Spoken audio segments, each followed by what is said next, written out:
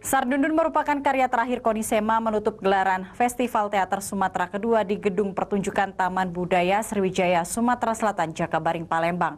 Sardundun yang dipentaskan teater potlot ini mampu menghipnotis para penonton. Sardundun yang diusung teater potlot ini tampil pada hari terakhir dan menutup gelaran Festival Teater Sumatera di Taman Budaya Sriwijaya, Sumatera Selatan, Jakabaring, Sabtu 1 Oktober 2022 kemarin. Sardundun merupakan karya terakhir Koni Sema, sang penggagas lahirnya Festival Teater Sumatera. Sardundun menceritakan kerinduan akan masa kecil yang hilang ini dikemas secara apik sehingga mampu menyentuh emosi penonton yang hadir. Para pemain terlihat mampu menerjemahkan keinginan sang sutradara di atas panggung. Dalam pentas ini, teater potlot tetap menampilkan khas mereka dengan pola grouping para pemain sehingga memperkuat narasi pertunjukan. Tema kita mengangkat tema Sardundun.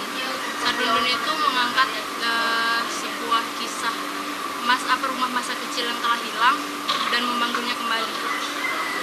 Untuk persiapan kita?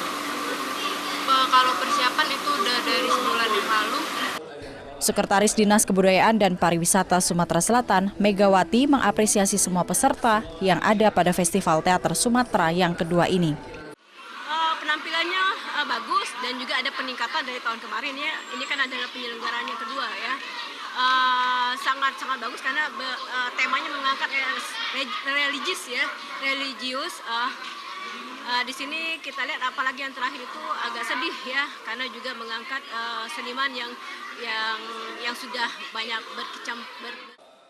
Festival Teater Sumatera kedua ini berlangsung selama 3 hari dari 29 September hingga 1 Oktober 2022, digelar di Taman Budaya Sriwijaya, Sumatera Selatan.